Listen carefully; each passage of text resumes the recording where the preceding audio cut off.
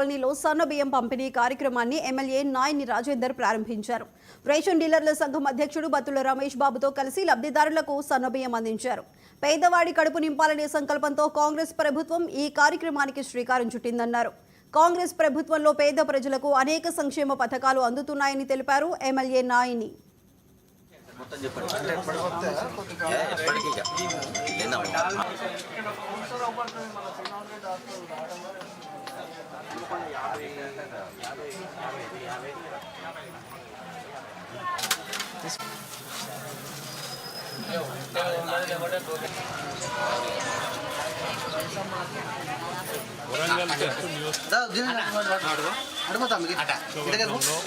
సన్న బియ్య పంపిణీ కార్యక్రమంలో భాగంగా ఇవాళ వరంగల్ వెస్ట్లో కొత్తూరులో ప్రారంభించడం జరుగుతున్నది. మేము ఇక్కడ వరంగల్ వెస్ట్ నియోజకవర్గంలో 97 షాపులు 66,335 కార్డ్స్ ఉన్నాయి, రేషన్ కార్డ్స్.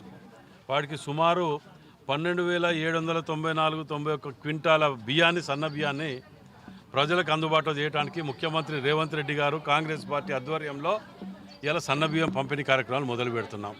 మేము మొదటికేళ్ళు కూడా చెప్తున్నాం, ఇవాళ కాంగ్రెస్ పార్టీ అనేది పేదల పార్టీ. ఏ పార్టీ వచ్చినా కానీ తినటం, బుక్కటం, వాళ్ళ కుటుంబాలు వాళ్ళ మటుకే పరిమితం చేసుకున్నటువంటి పార్టీలే వచ్చినాయి. తెలంగాణ ఉద్యమాన్ని అడ్డం పెట్టుకొని పేదల కడుపులో తెలంగాణని దోసుక రోజులు మనం చూసినాం.